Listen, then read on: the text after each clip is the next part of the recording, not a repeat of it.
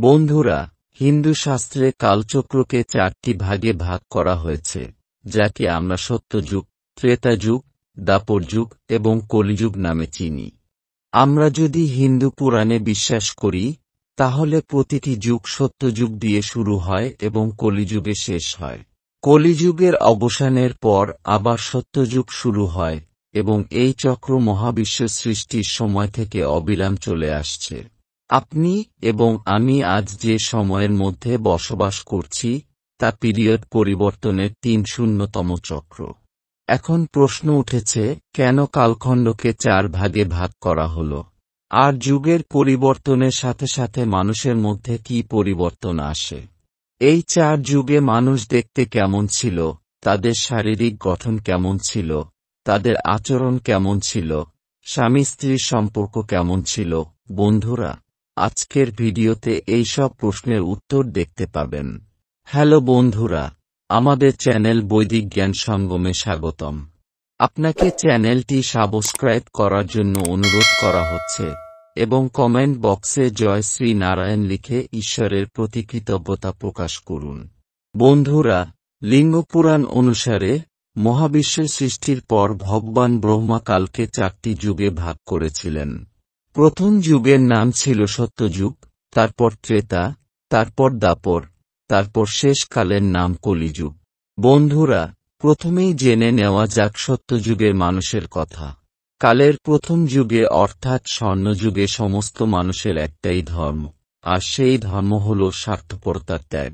স্বর্ণযুগের মানুষের কোনো রোগ নেই, ইন্দ্রিয়কে সংযত রাখা রোগ থেকে মুক্তির কারণ।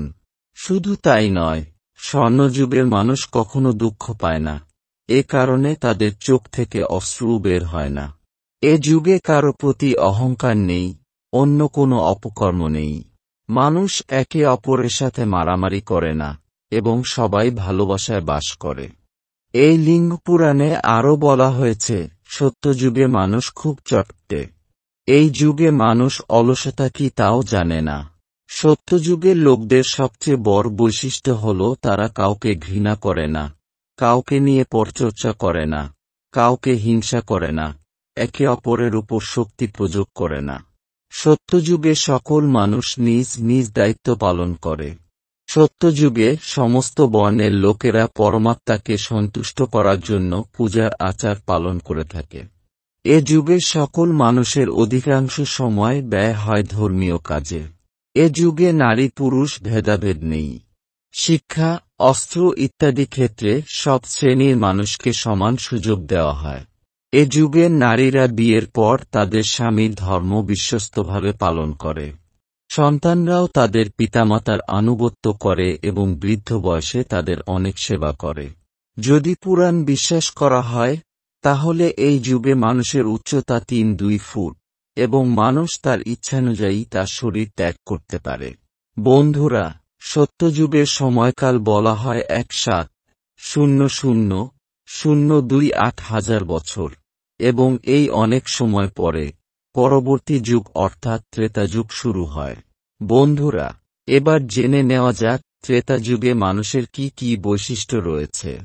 ত্রেতাযুগের লোকেরা তাদের দায়িত্ব পালন করে, কিন্তু সত্যযুগের মানুষের তুলনায় তাদের ইন্দ্রিয় নিয়ন্ত্রণ করতে অক্ষম।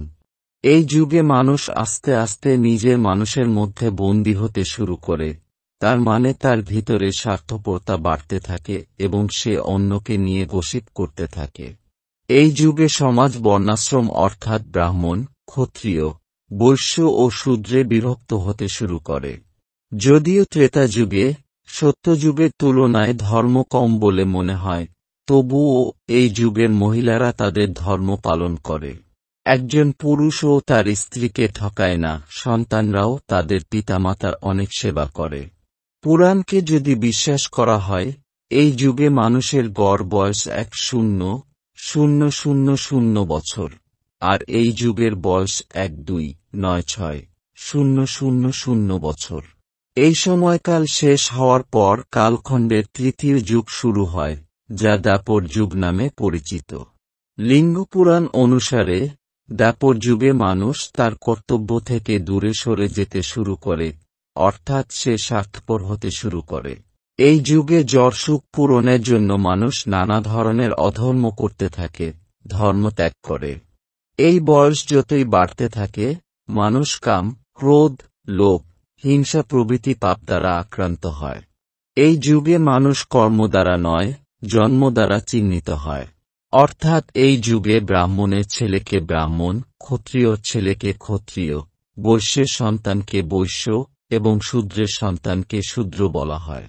সত্যযুগের মতো এই যুগে শূদ্ররা বেদ পাঠের স্বাধীনতা পায় না, ক্ষত্রিয়দের মতো অস্ত্র ব্যবহার করার স্বাধীনতা পায় না। দ্বাপর যুগের মানুষ ইন্দ্রিয়কে নিজের সম্পত্তি মনে করতে থাকে। এ যুগের মানুষ তার ইন্দ্রিয় সংযত করতে অক্ষম, যার ফলে সমাজে নানা ধরনের অনাচার ঘটতে থাকে। নারীর সম্মান নিয়ে খেলা হয়, আর শিশুরাও তাদের বাবা মায়ের কথা মানে না। বন্ধুরা, এইসব খারাপ গুণের কারণেই এই যুগে মহাভারতের মতো মহাযুদ্ধ হয়েছিল। এই যুদ্ধের মূল কারণ ছিল ক্ষমতার লোভ, হিংসা, নারীর অবমাননা। বন্ধুরা, আমরা যদি পুরাণে বিশ্বাস করি, তাহলে এই যুগে মানুষের বয়স 1000 বছর, এবং এই যুগের স্থায়িত্ব 800,064,000 বছর। শুধুমাত্র এই সময়ের শেষে কালখণ্ডের শেষ যুগ অর্থাৎ কলিযুগ শুরু হয়। বন্ধুরা, কলিযুগের মানুষ কেমন আছে তা জানার আগে আপনাদের জানা দরকার, যুগ অনুযায়ী মানুষের মধ্যে এই পরিবর্তনগুলি কিভাবে ঘটে। প্রকৃতপক্ষে সত্যযুগে ধর্মের ভিত্তি 4 পায়ে, যা ত্রেতা যুগে 3 পায়ে, দ্বাপরে 2 পায়ে এবং কলিযুগে কেবল 1 পায়ে থাকে। ধর্মের বিলুপ্তির ফলে মানুষের প্রবণতাও পরিবর্তিত হতে থাকে, যার কারণে মানুষের মধ্যে লালসা, ক্লেশ, মানসিক এবং শারীরিক ত্রুটি, কলহ বাড়তে থাকে। মানুষ বেদ, শাস্ত্র ত্যাগ করতে শুরু করে এবং কলিযুগ এলে মানুষ মায়ার উপাসক হয়ে যায়। এই যুগে মানুষ ধর্মহীন, অনৈতিক, অত্যন্ত রাগী এবং স্বল্পমেজাজ। মানুষ ঘরে বসে মেয়েদের হত্যা করে। এই যুগে চোর প্রকৃতির লোকেরা প্রজাদের শাসন করে।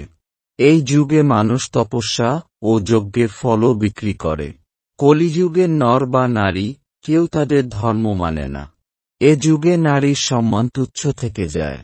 কাম, ক্রোধ, লোভ ও স্বার্থপরতা বৃদ্ধির কারণে সহিংস ঘটনা বাড়তে থাকে। মানুষ একে অপরের সাথে মারামারি শুরু করে, একে অপরকে হত্যা করা শুরু করুন। তারা তাদের পিতামাতার সেবা করে না, তারা তাদের অবস্থারও যত্ন নেয় না। কলিযুগে মানুষের উচ্চতা থাকে মাত্র 5 থেকে 7 ফুট।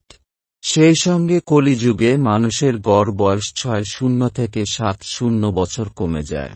বন্ধুরা, আপনারা নিশ্চয়ই ভাবছেন যে আজকের যুগের পরিবর্তনের সাথে সাথে মানুষের দৈর্ঘ্য ও বয়স কেন কমতে থাকে। তাই বলে রাখি, লিঙ্গ পুরাণে বলা হয়েছে, বয়সের পরিবর্তনের সঙ্গে সঙ্গে মানুষ প্রকৃতি থেকে দূরে সরে যায়, ভোগে লিপ্ত হয়, যার কারণে মানুষের শরীর নানা রোগে ঘেরা থাকে এবং মানুষের মধ্যে কাম, ক্রোধ, লোভ প্রভৃতি প্রতিশোধমূলক গুণাবলী বৃদ্ধি পেতে থাকে এবং তারা ক্রোধ ও দুশ্চিন্তার সাগরে ডুবে যায়, যার কারণে সময়ের সাথে সাথে মানুষের দৈর্ঘ্য ও বয়স কমতে থাকে। এই পুরাণে কলিযুগের সময়কাল 4,3,2,0,0 বছর বলা হয়েছে।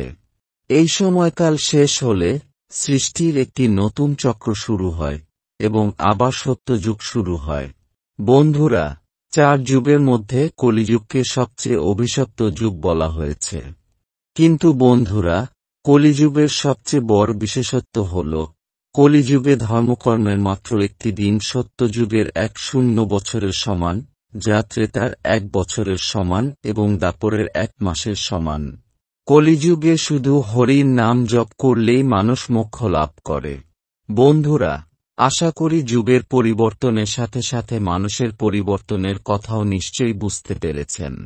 আপনি যদি এই বিষয়গুলি বুঝতে পেরে থাকেন, তাহলে ভিডিওটি লাইক করুন এবং আপনার ভাই ও বোনদের সাথে শেয়ার করুন এবং এই ধরনের ভিডিও দেখতে আমাদের চ্যানেল বৈদিক জ্ঞান সঙ্গমটি সাবস্ক্রাইব করুন।